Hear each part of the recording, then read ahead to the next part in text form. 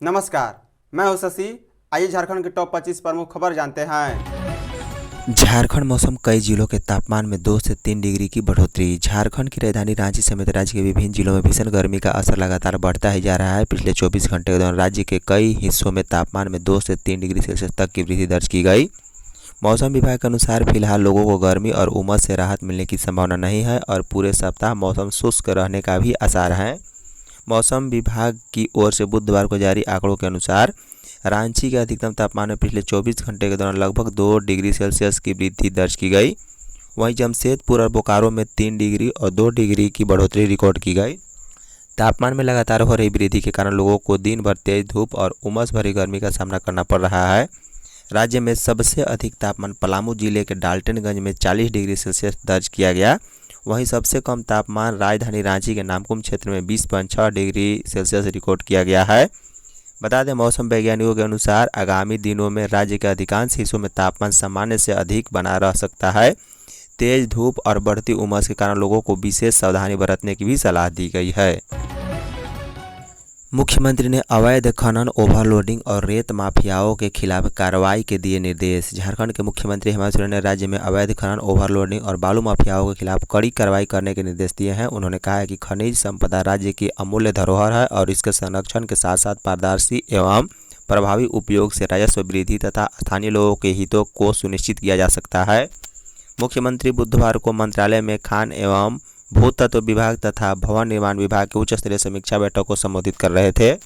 बैठक में विभागों की विभिन्न योजनाओं, परियोजनाओं और लंबित कार्यों की प्रगति की विस्तृत समीक्षा की गई तथा अधिकारियों को आवश्यक दिशा निर्देश भी दिए गए।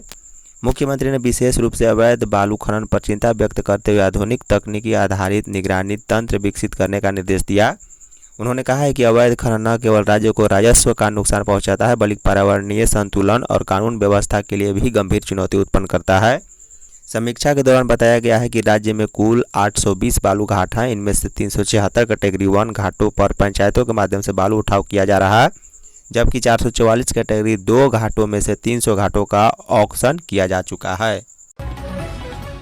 दिल्ली के मालवीय नगर के होटल में भीषण आग से 21 लोगों की गई जान। दक्षिणी दिल्ली के मालवीय नगर के फलरिस स्टे होटल में बुधवार को आग लगने से 21 लोगों की मौत हो गई है, जबकि लगभग 35 लोगों को बचा लिया गया। इनमें कई की हालत गंभीर है। वहीं मरने वालों में 11 विदेशी नागरिक भी शामिल हैं, जो कि बांग्लादेश और अफ्रीकी देश के हैं।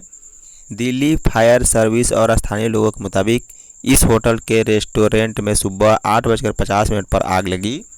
आग नीचे बेसमेंट के साथ साथ ऊपरी मंजिला पर बने कमरों तक पहुंच गई। प्रत्यक्षदर्शियों के अनुसार कई लोगों ने जान बचाने के लिए ऊपरी मंजिला से छलांग भी लगाई। सूचना मिलने के बाद घटनास्थल पर लगभग 10 दमकल वाहन पहुंचा और आग पर काबू पाया। दिल्ली अग्निशमन सेवा, दिल्ली पुलिस और स्थानीय लोगों ने संयुक्त रूप से बड़े स्तर पर बचाव अभियान चलाकर होटल में फंसे लोगों को बाहर निकाला है। आग से झुलसे लोगों को अस्पताल में भर्ती कराया गया है।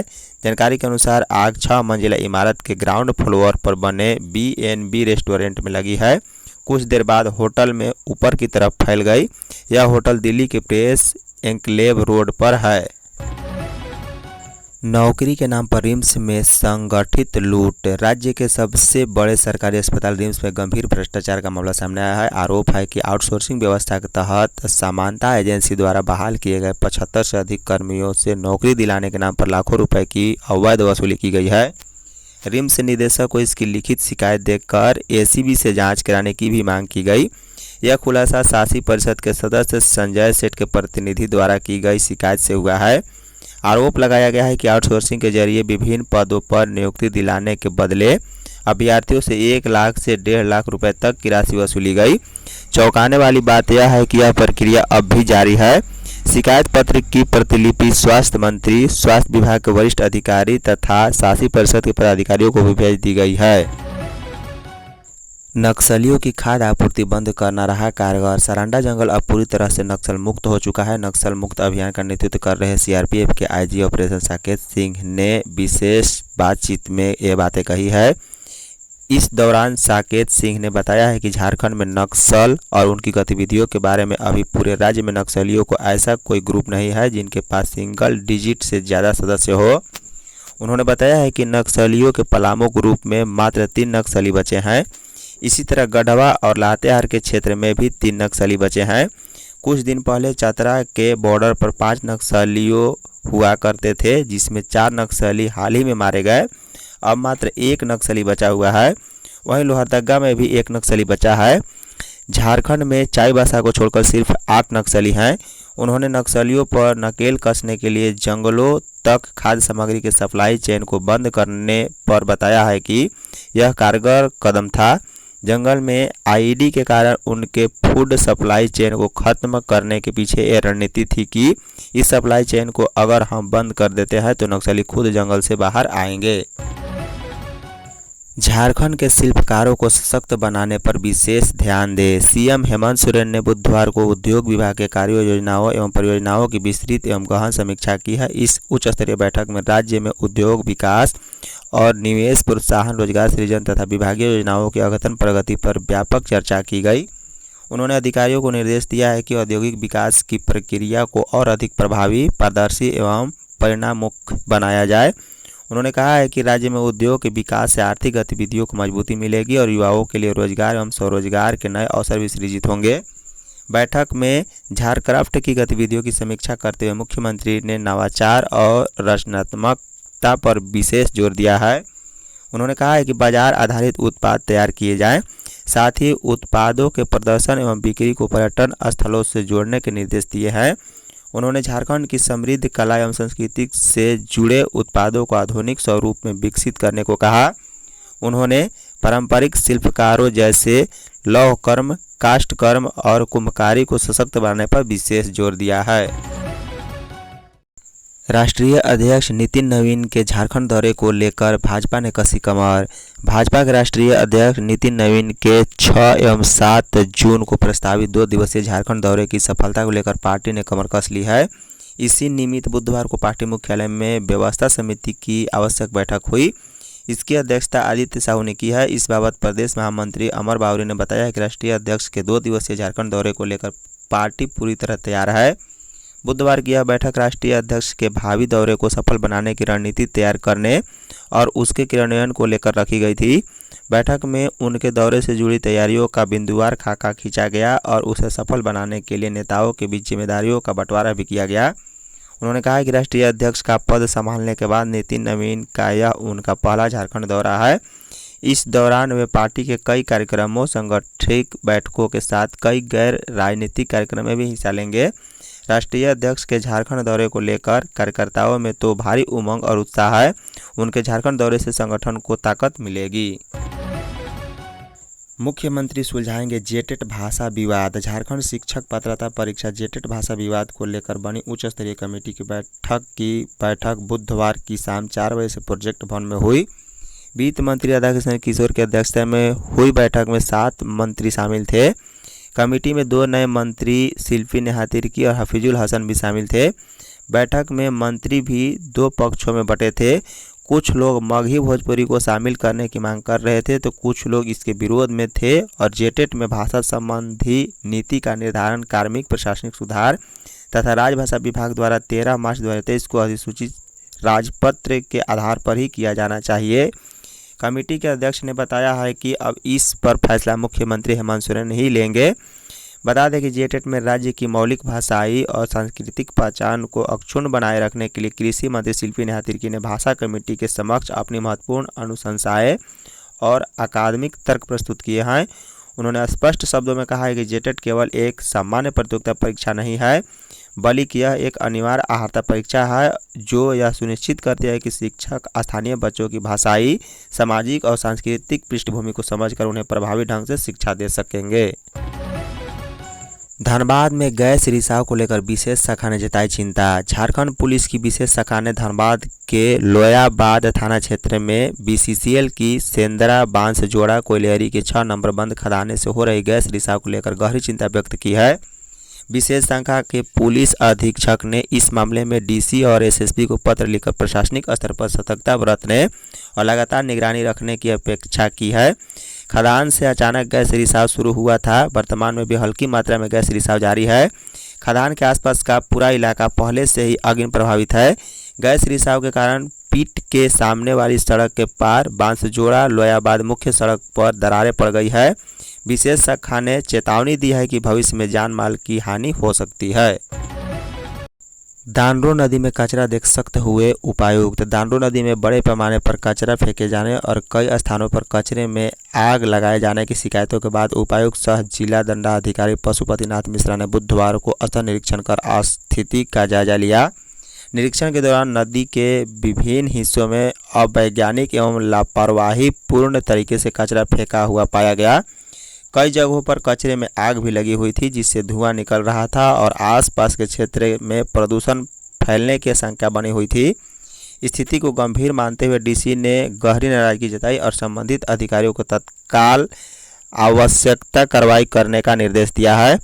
उन्होंने स्पष्ट कहा है कि दानरो नदी एवं उसके आसपास किसी भी परिस्थिति में कचरा नहीं फेंका जाना चाहिए। नदी को स्वच्छ और प्रदूषण मुक्त बनाए रखना जिला प्रशासन की प्राथमिकता है तथा पर्यावरण संरक्षण के मामले में किसी प्रकार की लापरवाही स्वीकार नहीं की जाएगी। निरीक्षण के दौरान डीसी ने सुखवाना स्थित कचरा प्रबंधन के लिए चिन्हित स्थल का भी जायजा लिया है। कोडरमा मंडल कारा में कैदियों से अवैध वसूली का आरोप।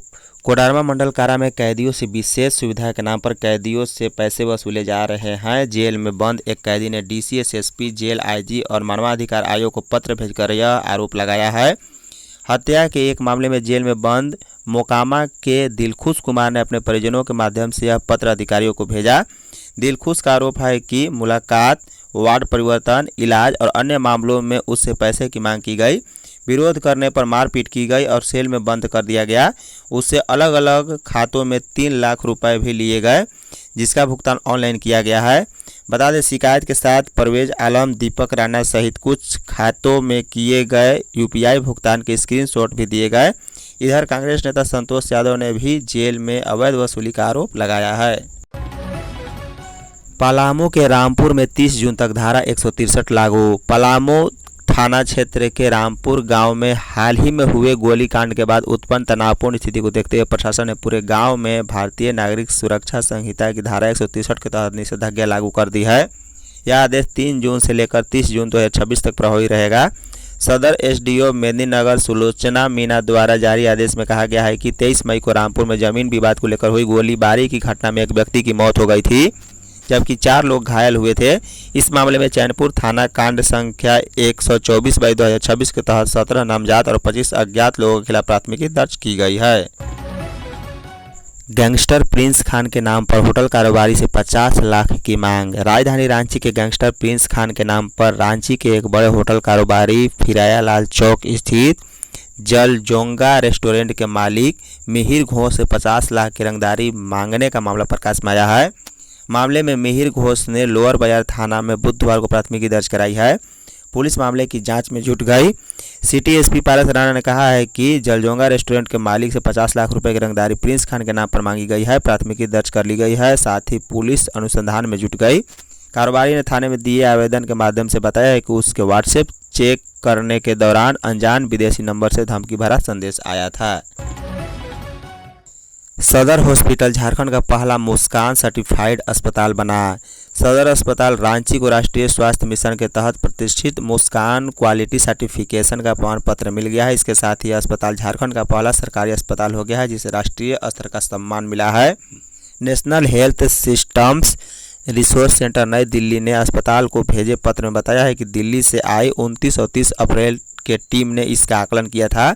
इस मूल्यांकन में सदर हॉस्पिटल रांची को 96.61% अंक देते हुए उत्कृष्ट सेवाओं के लिए चयनित किया गया। इसमें स्पेशल न्यूबॉर्न केयर यूनिट को 98%, पीडियाट्रिक वार्ड को 97.96% और पीडियाट्रिक ओपीडी को 93.84% अंक दिए गए हैं। पलामू पुलिस ने जेवर चमकाने के बहाने ठगी करने वाले गिरोह को किया गिरफ्तार। झारखंड के पलामू जिले के नौडिहा बाजार पुलिस ने ग्रामीण महिलाओं को आभूषण साफ करने का झांसा देकर लूटने वाले एक अंतर्राज्यीय गिरोह का भंडाफोड़ किया है। पुलिस ने त्वरित कार्रवाई करते हुए बिहार के रहने वाले गिरोह के सभी 6 सदस्यों को गिरफ्तार कर लिया है। इस गिरोह के अपराधी 2-2 के समूह में गाँव में घूमकर सीधे सीधे ग्रामीणों को अपना शिकार बना रहे थे। बता दें कि एसडीपीओ प्रशांत प्रसाद ने प्रेस कॉन्फ्रेंस में बताया है कि यह गिरोह मोडस ऑपरेंडी के तहत आभूषणों को साफ करने के लिए एक विशेष एसिड का प्रयोग करता था। सफाई के दौरान वे चांदी का कुछ हिस्सा गलाकर एसिड में मिला लेते थे और बाद में उसे केमिकल प्रक्रिया से अलग कर लेते थे, जबकि सोने के आभूषणों के मामले में वे महिलाओं को झांसे में लेकर असली जेवर गायब कर देते थे और उन्हें कागज में लपेटकर नकली पैकेट थमा देते थे। धन्यवाद।